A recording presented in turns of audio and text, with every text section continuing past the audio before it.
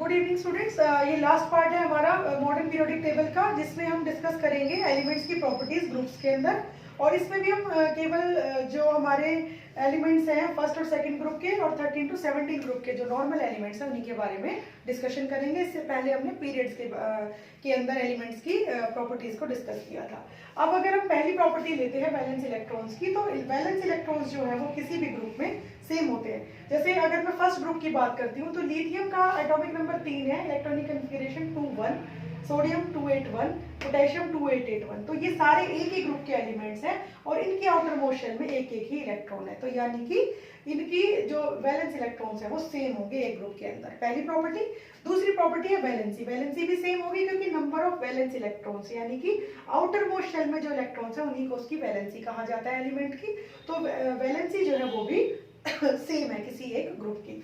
उसके बाद जब हम एटॉमिक साइज की बात करते हैं तो atomic size when we move from up to down, top to bottom जब हम जाते हैं किसी भी ग्रुप में, तो एटॉमिक साइज जो है वो इंक्रीज होता है। क्यों इंक्रीज होता है? क्योंकि एटॉमिक नंबर बहुत ज्यादा ड्रास्टिकली इंक्रीज हो रहा है। यहाँ 1 था, फिर 3 है, फिर 11, क्योंकि एटॉमिक नंबर्स हमारे ऐसे बढ़ते हैं मॉडर्न पीरियोडिक टेबल में। ठीक है, तो जब हम टॉप टू बॉटम जा रहे हैं ग्रुप में तो एटॉमिक साइज इंक्रीज होता है। क्यों? क्योंकि number of shells add on होती जा रही है। जब हमने लिथियम की बात की तो उसमें 2 शेल्स थी, के और एल शेल। उसके बाद जब सोडियम आया तो 3 शेल होगी, 281 के एल एम। उसके बाद जब पोटेशियम आया तो 4 शेल होगी, के एल एम एन। लिथियम में कितनी शेल है? 2। सोडियम में कितनी है? 3। पोटेशियम में कितनी है? 4 शेल्स हैं। तो जब हम टॉप टू बॉटम मूव करते हैं नंबर ऑफ शेल्स इंक्रीज होती जाती हैं, तो यानी कि एटॉमिक साइज इंक्रीज होता जाता है। उसके बाद मेटेलिक कैरेक्टर की जब हम बात करते हैं, मेटेलिक कैरेक्टर जो है एलिमेंट्स का वो क्या हो रहा है? वो इंक्रीज हो रहा है, क्योंकि मेटेलिक कैरेक्टर इंक्रीज होने का मतलब है कि tendency to lose electrons easily. ठीक है, तो जब हम टॉप टू बॉटम जा रहे हैं तो एटॉमिक साइज इंक्रीज हो रहा है। एटॉमिक साइज के बढ़ने से जो आउटर मोस्ट शेल्स हैं वो न्यूक्लियस से दूर होते जा रहे हैं।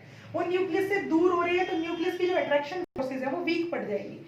इसलिए जब टॉप टू बॉटम हम मूव करते हैं तो मेटेलिक कैरेक्टर जो होता है वो नीचे की तरफ इंक्रीज होता चला जाता है। बेशक वैलेंस इलेक्ट्रॉन्स एक है हर एक में, लेकिन साइज इंक्रीज होने के कारण एटम जो है एलिमेंट्स के जो एटम है उनका साइज इंक्रीज होने के कारण मेटेलिक कैरेक्टर जो है वो इंक्रीज होता चला जाएगा। ओके, उसके बाद बात आ गई केमिकल रिएक्टिविटी की। जब हम केमिकल रिएक्टिविटी की बात करते हैं तो जो केमिकल रिएक्टिविटी है वो भी इंक्रीज होगी। क्यों? केमिकल रिएक्टिव जब मेटेलिक कैरेक्टर इंक्रीज हो गया, tendency to lose electrons increase होगी, तो जो मेटेलिक कैरेक्टर है वो भी इंक्रीज होगा। ये तो मेटल्स की बात है। अगर मैं नॉन मेटल्स की बात करूं तो नॉन मेटल्स में भी यही होगा कि जब टॉप टू बॉटम मूव कर रहे हैं तो क्या है, एटॉमिक नंबर जो है हमारा वो काफी अलग है। 17 में अगर मैं देखूं 9, ठीक है, इलेक्ट्रॉनिक कॉन्फ़िगरेशन क्या होगी इसकी?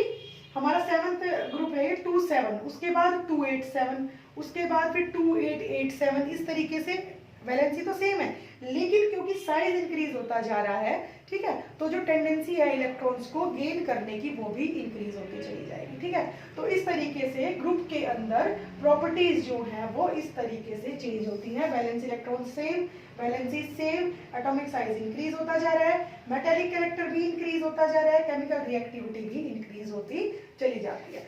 सो बेटा दैट्स ऑल फॉर टुडे। हमारा मॉडर्न पीरियोडिक टेबल पूरा का पूरा डिस्कस हो गया है। लेट मी सी कोई चीज रह तो नहीं गई है। Okay, nature of oxides. हाँ, नेचर ऑफ ऑक्साइड्स की अगर हम बात करते हैं तो जो एल्कली मेटल्स हैं उनके जो ऑक्साइड्स हैं वो बेसिक नेचर के होते हैं, और जो हमारे हैलोजेंस हैं उनके ऑक्साइड्स जो हैं वो एसिडिक नेचर के होते हैं। ठीक है, तो हमारी मॉडर्न पीरियोडिक टेबल कंप्लीट हो गई है। हमने पीरियड्स के अंदर कैरेक्टरिस्टिक स्टडी कर ली, ग्रुप्स के अंदर कैरेक्टरिस्टिक स्टडी कर ली। अब मॉडर्न पीरियोडिक टेबल की मेरिट्स या इसके एडवांटेजेस डिस्कस कर लेते हैं कि जो मॉडर्न पीरियोडिक टेबल है, क्योंकि इसमें elements atomic increasing atomic numbers के हिसाब से अरेंज हुए हैं, तो it is capable of explaining the periodicity. अब इस पीरियोडिक टेबल की स्टडी से हमें पता चल गया कि क्यों किसी भी एलिमेंट जो है और एक ग्रुप के अंदर एलिमेंट्स हैं उनकी प्रॉपर्टी सेम क्यों होती है। ठीक है, दूसरा इसने रिलेट किया एटॉमिक नंबर्स को और उनके कैरेक्टरिस्टिक्स को, यानी कि जो एटॉमिक नंबर्स हैं उसी का फंक्शन होती हैं उनकी सारी प्रॉपर्टीज एलिमेंट्स की। तीसरा क्या है कि जो मॉडर्न पीरियोडिक टेबल है इसने क्या एक्सप्लेन कर दिया कि एलिमेंट्स जो हैं वो एक ग्रुप के जो एलिमेंट्स हैं उनकी प्रॉपर्टीज सेम क्यों होती है। तो यानी कि जितने भी एलिमेंट्स मॉडर्न पीरियोडिक टेबल के अंदर पड़े हुए हैं उनकी प्रॉपर्टीज को एक्सप्लेन करना, और उनकी पीरियोडिसिटी को एक्सप्लेन करना, उनकी पोजीशन को एक्सप्लेन करना बहुत ज़्यादा इजी हो गया मॉडर्न पीरियोडिक टेबल की मदद से, जो कि फॉर्मल जो पीरियोडिक टेबल्स थी, जैसे सबसे पहले हमारी डोबनियर के ट्रायड्स थे, उसके बाद न्यूलैंड्स लॉ ऑफ ऑक्टेव्स था, उसके बाद मेंडलीव की पीरियोडिक टेबल थी, and now modern periodic table. तो हम कह सकते हैं कि why modern periodic table is most helpful in studying the elements and their properties. So that's all for today. I hope आपको मॉडर्न पीरियोडिक टेबल अच्छे से समझ आ गई होगी। मैंने बहुत डिस्क्रिप्टिवली आपको समझाया है। वीडियो को बिल्कुल पूरा देखना, अच्छे से स्टडी करो। Take care, good bye.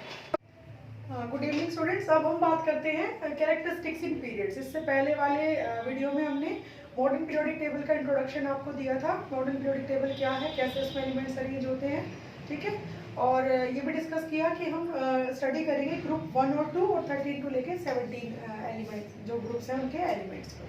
सबसे पहले हम बात करते हैं कि पीरियड्स में जब हम मूव करेंगे, लेफ्ट टू राइट जब हम मूव करेंगे पीरियड्स में, तो क्या चेंजेस आते हैं एलिमेंट्स के अंदर। सबसे पहला है वैलेंस इलेक्ट्रॉन्स। वैलेंस इलेक्ट्रॉन्स की हम बात करते हैं। जब हम से फॉर एग्जांपल अगर हम थर्ड पीरियड की बात करते हैं कि जब हम लेफ्ट टू राइट मूव करते हैं तो वैलेंस इलेक्ट्रॉन्स का क्या होता है। तो सिंपल सी बात है, जब हम लेफ्ट टू राइट जा रहे हैं तो एटॉमिक नंबर जो है वो इंक्रीज होता जा रहा है। सोडियम का जो एटॉमिक नंबर है वो 11 है, मैग्नीशियम का 12 है, एल्यूमिनियम का 13 है, सिलिकॉन 14, ये 15, फॉस्फोरस सल्फर 16 और क्लोरीन हमारा 17, ठीक है। तो जब हम लेफ्ट टू राइट मूव कर रहे हैं तो number of valence electrons are going on increasing, यानी कि इधर से इधर जब जाएंगे तो नंबर ऑफ वैलेंस इलेक्ट्रॉन्स जो है वो बढ़ रहे हैं। 281, 282, फिर 283, यानी कि वैलेंस इलेक्ट्रॉन्स है, यहाँ 1 है, यहाँ 2 है, यहाँ 3 है, यहाँ फिर 4 हो जाएंगे, इधर हमारे 5, उसके बाद 286। लास्ट वीडियो में भी डिस्कस किया था कि किस तरीके से अलग अलग ग्रुप्स में अलग अलग वैलेंस इलेक्ट्रॉन्स होते हैं। तो पहली चीज हमारी डिस्कस होगी वैलेंस इलेक्ट्रॉन्स की। उसके बाद बात करते हैं वैलेंसी की, कि वैलेंसी में का क्या होता है जब हम लेफ्ट टू राइट मूव करते हैं। तो पहले तो वैलेंसी हमारी इंक्रीज होती है 1 से लेके 4 तक। देखो यहाँ पे वैलेंस इलेक्ट्रॉन है 1, 2, 3, 4। वैलेंसी की अगर हम बात कर रहे थे कि 1 से 4 तक पहले वैलेंसी इंक्रीज होती है, ठीक है। जैसे यहाँ पे एक वैलेंस इलेक्ट्रॉन है, यहाँ 2 है, यहाँ 3 है, यहाँ 4 है, यानी कि यहाँ से जब हम सोडियम से सिलिकॉन की तरफ चलते हैं तो वैलेंसी 1 से 4 तक क्या हो रही है, इंक्रीज हो रही है, ओके। उसके बाद सिलिकॉन जब आ गया, ऐसा क्यों हो रहा है कि यहाँ तक 4 है वैलेंसी, उसके बाद वैलेंसी डिक्रीज हो रही है 3, फिर यहाँ पे 2, फिर यहाँ 1, और आर्गन अगर 18 वाला हम बात करें तो उसकी वैलेंसी 0 है। ऐसा क्यों है बेटा? ऐसा इसलिए है कि वैलेंसी क्या है, वैलेंसी है कि आउटर मोस्ट शेल में कितने इलेक्ट्रॉन्स हैं। यहाँ पे 1, 2, 3, ठीक है, 4 तक ओके है कि भाई 4 इलेक्ट्रॉन तक जो एलिमेंट है वो लूज कर देता है। लेकिन जब 4 से ऊपर की बात आ जाती है, क्यों? क्योंकि हमारी जो थर्ड शेल होती है ना, उसमें मैक्सिमम 8 इलेक्ट्रॉन्स हो सकते हैं। तो अब 5 इलेक्ट्रॉन्स लूज करना जो है वो मुश्किल है किसी भी एटम के लिए, क्योंकि वो एनर्जी जो है उसकी बहुत ज्यादा लॉस हो जाएगी और उसका एग्जिस्टेंस खतरे में पड़ सकता है। तो जब 4 से ऊपर हो जाती है वैलेंसी, 4 से ज्यादा इलेक्ट्रॉन्स उसकी आउटर मोस्ट शेल में हो जाती है, तो जो न्यूक्लियस की जो फोर्स है वो भी इंक्रीज हो जाती है। क्यों? क्योंकि नंबर ऑफ प्रोटॉन्स जो है वो नंबर ऑफ इलेक्ट्रॉन्स के बराबर होते हैं, तो न्यूक्लियर फोर्स भी इंक्रीज हो जाती है। तो क्या करता है, इसके बाद क्या करेगा वो, टेक इलेक्ट्रॉन्स, वो इलेक्ट्रॉन्स को क्या करेगा, गेन करेगा, ताकि वो अपने आउटर मोस्ट शेल को पूरा कर ले। तो पहले वैलेंसी 1 से लेके 4 तक क्या हो रही है, इंक्रीज हो रही है। उसके बाद वैलेंसी डिक्रीज हो रही है, क्योंकि इसको यहाँ पे इसकी इलेक्ट्रॉनिक कॉन्फ़िगरेशन है 285, आउटर मोस्ट शेल में 5 इलेक्ट्रॉन है। तो ये 5 इलेक्ट्रॉन लूज करने की बजाय क्या चाहेगा कि ये 3 इलेक्ट्रॉन ले ले, ताकि इसकी आउटर मोस्ट शेल कंप्लीट हो जाए। ऐसे ही सल्फर जो है वो 2 इलेक्ट्रॉन गेन कर लेगा, क्लोरीन जो है वो 1 इलेक्ट्रॉन गेन कर लेगा, और जो आर्गन है जिसकी वैलेंसी मैंने 0 दिखाई है उसका एटॉमिक नंबर है 18 और इलेक्ट्रॉनिक कॉन्फ़िगरेशन है 288। तो यानी इसको तो इलेक्ट्रॉन्स की जरूरत है ही नहीं, तो उसकी वैलेंसी 0 है। समझ आ गया? ठीक है, ओके। तो हमारा दूसरा पॉइंट भी डिस्कस हुआ वैलेंसी का। उसके बाद हम बात करते हैं साइज ऑफ एटम्स की। साइज ऑफ एटम्स जो है वो जैसे जैसे हम पीरियड में लेफ्ट टू राइट मूव करेंगे तो जो एटॉमिक साइज है वो डिक्रीज होगा। क्यों? अभी मैंने डिस्कस किया वैलेंसी में, जैसे जैसे हम लेफ्ट टू राइट जाते हैं तो number of electrons are increasing, क्योंकि एटॉमिक नंबर इंक्रीज हो रहा है। तो जब नंबर ऑफ इलेक्ट्रॉन्स बढ़ते हैं इलेक्ट्रॉन्स के बढ़ने से प्रोटॉन्स की संख्या भी बढ़ रही है। एटॉमिक नंबर होता क्या है? Atomic number is the number of protons और the number of electrons present in an atom. ठीक है, अब प्रोटॉन्स कहाँ प्रेजेंट है हमारे? प्रोटॉन्स हमारे होते हैं न्यूक्लियस के अंदर, पॉजिटिव चार्ज जितना भी है वो न्यूक्लियस के अंदर होता है, और जो इलेक्ट्रॉन्स होते हैं वो होते हैं हमारी शेल्स में, जो कि ऑर्बिट्स में जो शेल्स हैं उनमें पड़े होते हैं। अब जैसे जैसे प्रोटॉन्स की संख्या बढ़ रही है तो इलेक्ट्रॉन्स की संख्या भी तो बढ़ रही है, यानी एटॉमिक नंबर के साथ प्रोटॉन और इलेक्ट्रॉन दोनों की संख्या बढ़ रही है। जब ऐसा होगा, प्रोटॉन्स की संख्या बढ़ती जाएगी तो क्या होगा? न्यूक्लियर चार्ज है वो क्या होता जाएगा? स्ट्रॉन्गर होता जाएगा। It will get stronger when we move from left to right. तो यानी कि जब हम लेफ्ट से राइट की तरफ मूव करते हैं तो जो एटॉमिक साइज है वो डिक्रीज होता चला जाता है, क्योंकि अट्रैक्शन फोर्सेस जो हैं न्यूक्लियस की, वो नंबर ऑफ प्रोटॉन्स के इंक्रीज होते, जैसे वो इंक्रीज होगा तो अट्रैक्शन फोर्सेस भी, उसकी जो फोर्स ऑफ अट्रैक्शन है वो भी बढ़ती जाएगी। तो लेफ्ट टू राइट मूव करने पे एटॉमिक साइज जो है वो डिक्रीज होता चला जाता है। उसके बाद हम अगले कैरेक्टर पे आते हैं। अगला जो कैरेक्टरिस्टिक है वो है मेटेलिक कैरेक्टर। मैंने पहले ही डिस्कस किया इससे पहले वाले वीडियो में भी कि इधर है हमारे मेटल्स, उसके बाद है light metals, then heavy metals, then metalloids, उसके बाद है नॉन मेटल्स। यानी कि मेटेलिक कैरेक्टर जो है वो लेफ्ट से राइट जाते हैं तो मेटेलिक कैरेक्टर डिक्रीज होता जा रहा है। अब मेटल्स के बारे में हमने पूरा चैप्टर पढ़ा है, metals and non metals. Metals कौन से एलिमेंट्स होते हैं? मेटल्स वो एलिमेंट्स हैं जो कि इजीली इलेक्ट्रॉन्स को लूज कर देते हैं। ठीक है, तो यानी कि जब मैं सोडियम से सिलिकॉन की तरफ चल रही हूँ, अब मैंने आपको बोला कि यहाँ पे इधर लाइट मेटल्स हैं, ये पूरे हैवी मेटल्स हैं 3 से लेके 12 तक। उसके बाद है हमारे heavy metalloids, boron, silicon, germanium, arsenic, antimony, tellurium, polonium, ये सारे के सारे हमारे डायगोनली हैं, ये सारे मेटलॉइड्स हैं, यानी ये मेटल और नॉन मेटल के बीच के हैं। ओके, तो जब मैं पीरियड में लेफ्ट टू राइट मूव कर रही हूँ तो पहले मेटल्स आ रहे हैं, हैवी मेटल्स आ रहे हैं, मेटलॉइड्स आ रहे हैं, नॉन मेटल्स आ रहे हैं, यानी कि मेटेलिक कैरेक्टर इधर से इधर डिक्रीज होता जा रहा है। क्यों? क्योंकि जो मेटल्स है they tend to lose electrons easily. तो सोडियम भी इजीली एक इलेक्ट्रॉन छोड़ देगा, मैग्नीशियम भी 2 छोड़ देगा, एल्यूमिनियम 3 छोड़ देता है। अब जो सिलिकॉन है वो भाई बहुत स्टेबल है, 284 पे बैठा है, भाई मैं तो नहीं लूज कर रहा ना मैं गेन कर रहा, इसकी मर्जी है, जो उसका मन होगा वो करेगा। ये तो क्यों? इसीलिए सिलिकॉन क्या है? मेटलॉइड है, ना ये मेटल है ना ये नॉन मेटल है। ठीक है, इसकी मर्जी का बात है भाई, करना चाहे करे, देना चाहे दे इलेक्ट्रॉन्स, लेना चाहे ले। ठीक है, तो इसलिए सिलिकॉन हमारा मेटलॉइड कहलाता है। लेकिन जब हम इधर जा रहे हैं, फॉस्फोरस, सल्फर और क्लोरीन, ये हमारे नॉन मेटल्स हैं। मेटेलिक कैरेक्टर डिक्रीज हो गया क्योंकि यहाँ ये इलेक्ट्रॉन नहीं छोड़ेंगे, ये इलेक्ट्रॉन गेन करेंगे। और जो इलेक्ट्रॉन्स गेन करते हैं, यानी मेटल्स आर इलेक्ट्रोपॉजिटिव, क्योंकि they tend to lose electrons easily, और नॉन मेटल्स आर इलेक्ट्रोनेगेटिव क्योंकि वो इलेक्ट्रॉन्स लेते हैं। ठीक है, तो यानी कि जब हम लेफ्ट टू राइट मूव करेंगे तो मेटेलिक कैरेक्टर डिक्रीज होता चला जाएगा। फॉस्फोरस 3 इलेक्ट्रॉन गेन करेगा, सल्फर 2 इलेक्ट्रॉन गेन करेगा, क्लोरीन 1 इलेक्ट्रॉन गेन करेगा, इलेक्ट्रोनेगेटिव कैरेक्टर इंक्रीज हो रहा है। तो फोर्थ हमारा कैरेक्टर वो भी डिस्कस हो गया। उसके बाद केमिकल रिएक्टिविटी की बात आती है। फिफ्थ पॉइंट हमारा है केमिकल रिएक्टिविटी का। अगर हम केमिकल रिएक्टिविटी की बात करते हैं तो केमिकल रिएक्टिविटी भी जो है वो पहले क्या होती है, वो डिक्रीज होती है, उसके बाद वो फिर से इंक्रीज होती है। यानी कि सोडियम सबसे ज्यादा रिएक्टिव है, इजीली 1 इलेक्ट्रॉन लूज कर देता है, बहुत सारी चीजों के साथ फटाफट बॉन्ड बना लेता है। मैग्नीशियम को थोड़ा जोर पड़ता है 2 इलेक्ट्रॉन छोड़ते हुए। उसके बाद एल्यूमिनियम जो है वो और ज्यादा लीस्ट कम रिएक्टिव है, 3 इलेक्ट्रॉन छोड़ते हुए एनर्जी ज्यादा लॉस हो जाती है, बड़ा दुख सा होता है उसे। ठीक है, तो एल्यूमिनियम उससे कम रिएक्टिव है। उसके बाद आ गया सिलिकॉन। सिलिकॉन तो भाई मेटलॉइड है, उसकी मर्जी है, देना चाहे दे इलेक्ट्रॉन, लेना चाहे ले, उसकी मर्जी। ठीक है, उसके बाद जब हम फॉस्फोरस, सल्फर और क्लोरीन की तरफ आ गए तो वो क्या होंगे, अब ये रिएक्टिव है। क्यों? क्योंकि अब ये 3 इलेक्ट्रॉन्स गेन कर लेते हैं इजीली। तो यानी जब इधर से इधर चले, सिलिकॉन तक आए, बीच तक आते हैं तो क्या है, इंक्रीज होगा, केमिकल रिएक्टिविटी इंक्रीज होगी। यहाँ मतलब यहाँ से यहाँ जब आ रहे हैं तो डिक्रीज हो रही है। सोडियम सबसे ज्यादा रिएक्टिव है, डिक्रीज बिल्कुल कम, लीस्ट रिएक्टिव है सिलिकॉन। उसके बाद फॉस्फोरस रिएक्टिव, सल्फर और रिएक्टिव, क्लोरीन और रिएक्टिव। क्यों?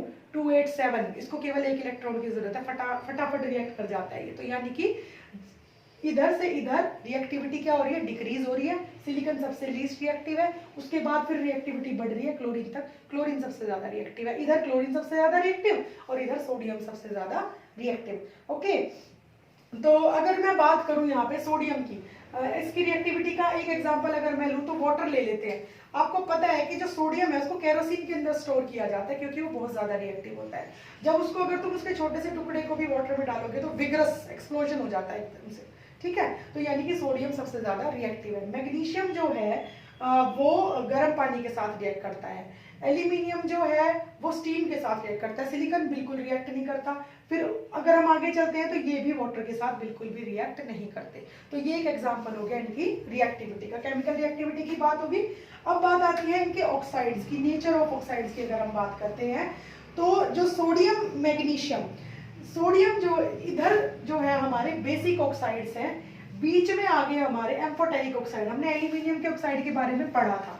एल्यूमिनियम का जो ऑक्साइड है वो है Al2O3 और इसको हमने कहा था एम्फोटेरिक ऑक्साइड। एम्फोटेरिक ऑक्साइड कौन से ऑक्साइड्स होते हैं? एम्फोटेरिक ऑक्साइड्स वो ऑक्साइड्स होते हैं जब वो एसिड के साथ रिएक्ट करते हैं तो वो बेस बन जाते हैं, और जब वो बेस के साथ रिएक्ट करते हैं तो वो एसिडिक नेचर शो करते हैं, यानी एम्फीबियन टाइप है, दोनों कैरेक्टर शो करते हैं ये, ठीक है। यहाँ पे क्या बनाएगा ये सॉल्ट और वाटर AlCl3 प्लस H2O, और यहाँ पे भी क्या बनाएगा सॉल्ट और water NaAlO2 plus H2O, okay.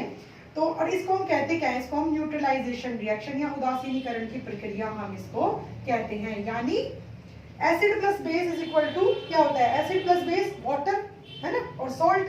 तो यहाँ पे जब एसिड के साथ रिएक्ट किया तो क्या बन गया? ये एसिड है तो बेस बन गया, क्या बना? Salt plus water. हमें पता है न्यूट्रलाइजेशन क्या होता है? Acid plus base is equal to salt plus water, ये होता है न्यूट्रलाइजेशन। कि जब अम्ल और क्षारक आपस में रिएक्ट करते हैं तो लवण और पानी बनता है, इसको उदासीनीकरण की प्रक्रिया कहते हैं। तो एम्फोटेरिक ऑक्साइड्स वो ऑक्साइड्स हैं जो कि एसिड के साथ रिएक्ट करेंगे तो बेस बन जाएंगे, बेस के साथ रिएक्ट करेंगे तो एसिड बन जाएंगे। यहाँ पे भी न्यूट्रलाइजेशन हो रहा है। यहाँ जब यहाँ एसिड हो गया, एसिड प्लस बेस तो सॉल्ट NaLO2 सोडियम, और सोडियम जो है वो एल्यूमिनियम सोडियम एल्यूमिनेट बना रहा है यहाँ पे, प्लस साथ में वाटर बन रहा है, सॉल्ट प्लस वाटर। तो यानी कि एल्यूमिनियम हमारा क्या हुआ? एम्फोटेरिक ऑक्साइड हुआ। सोडियम का जो ऑक्साइड है वो बेसिक ऑक्साइड है, जैसे जैसे हम इधर मूव करेंगे तो एसिडिक ऑक्साइड्स बनते चले जाएंगे। तो ये सारी की सारी प्रॉपर्टीज होगी हमारी पीरियड्स की, कि जब हम पीरियड्स में मूव करते हैं तो किस तरीके से एलिमेंट्स की प्रॉपर्टीज चेंज होती हैं। इसके बाद हम डिस्कस करेंगे जब हम ग्रुप्स में मूव करेंगे, वर्टिकली जब हम मूव करेंगे तो किस तरीके से प्रॉपर्टीज चेंज होती है। Good evening students. So this is the last part for modern periodic table. अब हम बात करेंगे कैरेक्टरिस्टिक्स इन ग्रुप्स के, एलिमेंट्स की प्रॉपर्टीज और के बारे में डिस्कशन होगा ग्रुप्स के अंदर। पहले हमने पीरियड्स के अंदर डिस्कस किया था, अब हम ग्रुप्स के अंदर डिस्कस करेंगे। और पहले भी बता चुकी हूँ कि हम डिस्कस करेंगे फर्स्ट एंड सेकंड ग्रुप और 13 से लेके 17 ग्रुप तक, ठीक है। तो सबसे पहले बात करते हैं वैलेंस इलेक्ट्रॉन्स की। वैलेंस इलेक्ट्रॉन्स की अगर मैं ग्रुप में बात करती हूँ तो पहले भी डिस्कशन हमारा हो चुका है कि जो वैलेंस इलेक्ट्रॉन्स होंगे किसी भी ग्रुप में वो सेम होंगे। अगर मैं फर्स्ट ग्रुप एलिमेंट्स की बात करूँ तो इसको फर्स्ट ग्रुप एलिमेंट्स इसीलिए कह रहे हैं क्योंकि इसकी वैलेंस जो वैलेंस इलेक्ट्रॉन्स है वो 1 है। जैसे हाइड्रोजन में 1, लिथियम जो है, लिथियम का एटॉमिक नंबर 3, वैलेंस इलेक्ट्रॉन्स 1।